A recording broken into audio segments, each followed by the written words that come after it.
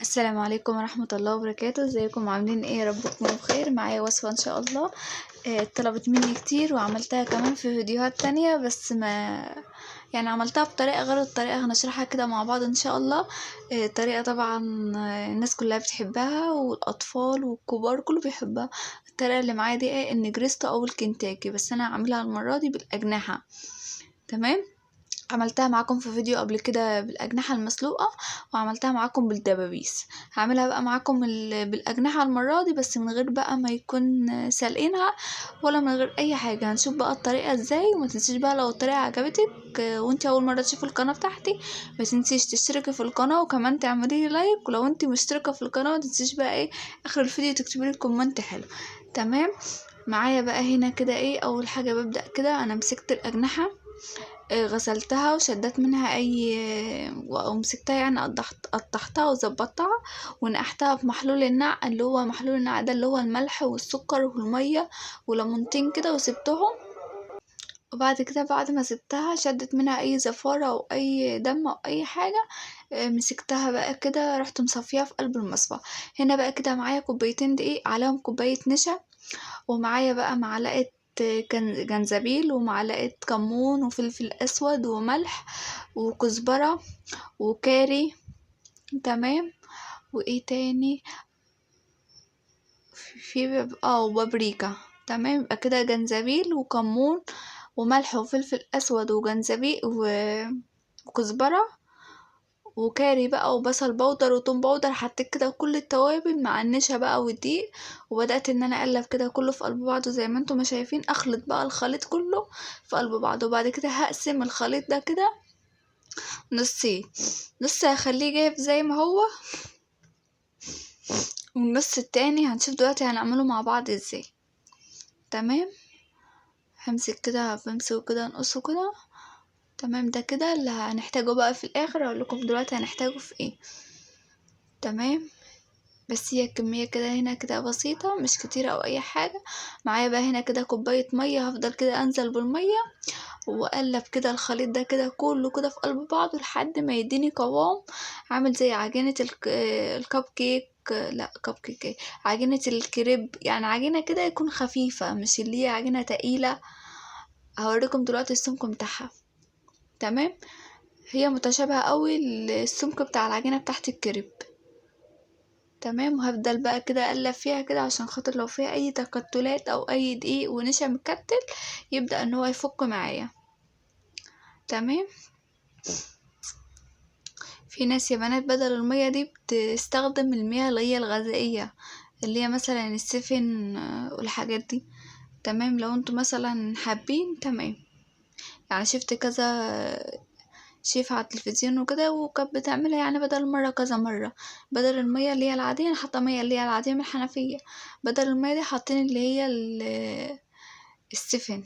بيبدأوا ان هم يقلبوا بيها زي ما انتم شايفين كده. الأجنحة اللي معايا مصفية من كل مية فيها وما فيهاش أي حاجة، ونظيفة وتمام مية مية. تمام. هبدأ بقى كده ان انا انزل فيها في الخلطة اللي احنا عملناها دي، وهقلب بقى الخلطة دي كده كلها في قلب بعضها. تمام كده زي ما انتم ما شايفين. انا حبيت ان انا يعني الفيديو انا كنت عاملاه قبل كده، بس عملتها تقريبا الاجنحة كانت مسلوقة. تمام. عشان يعني الناس اللي بتقلق بقى من ريحة ان الفراخ ما تبقاش مستوية وكده، المرة دي هسويها معاكم بطريقة مضمونة ومية مية، وما فيهاش اي تعب ولا اي حاجة. هنا بقى كده هسيبها في التتبيلة دي كده لمدة ساعة ساعتين، هسيبها يوم كامل على حسب الوقت بتاعك. ما عندكش وقت ابدأ ان انت تشتغلي بيها على طول. انا بصراحة سبتها حوالي من ساعتين كده، سبتها حوالي ساعتين ساعتين ونص. تمام. ببدأ بقى كده ان انا امسك الجناح كده اقلبه كله في قلب الخلطة واطلع. والخليط ده اللي احنا عملناه وركناه على بعض، ركناه كده على جنب. هبدأ ان انا اقلب فيه من غير ما طبطب. انا عايزاها كده تطلع معايا شكلها منحكش ومتبهدلة كده ومش مظبوطة، عشان خاطر هي النحكشة دي اللي هتديني القرمشة في الاخر. تمام. زي ما انتم ما شايفين كده النحكشة والتلخبطة اللي فيها دي هي اللي هتديني ايه النتيجة المضمونة اللي في الاخر. تمام. بعد ما اخلص بقى الكمية دي كلها كده معايا، وابدأ ان انا اخد من الخلطة اقلب في الدقيق والتوابل والنشا والحاجات دي. لو فاض معايا خلطة تاني من اللي هي التتبيلة، ببدأ امسك الجناح انزله تاني في التتبيلة وارجعه تاني على الدقيق، يعني اعمل طبقتين. تمام، لو انتوا حابين عشان يديكم كفر يعني السمك بتاعه كده كتير، لو انتوا حابين تمام، بس هو مكانش محتاج، يعني هو السمك بتاعه كان حلو وكان متنحكش كده ومقرمش ومية مية. هوريكم كده النتيجة في الاخر. تمام، امشوا بقى كده معايا خطوة خطوة من غير ما تطبطبي خالص يا بنات، ومن غير ما تعملي اي حاجة. ابدأي ان انتي اخلطيها كده في قلب الدقيق، وما تطبطبيش، عشان لو طبطبتي النحكشة دي هتروح وهتتظبط، واحنا مش عايزين كده، احنا عايزين النحكشة دي كده تفضل منحكشة زي ما هي. هنا بقى كده هعمل ايه، جبت حلة، الحلة بقى هي اللي هتاخد معايا.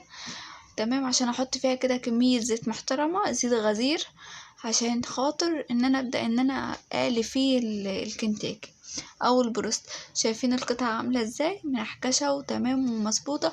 سبت الزيت لما يسخن خالص واختبرته، جبت حبة دقيق كده ورشيتهم في قلب الزيت.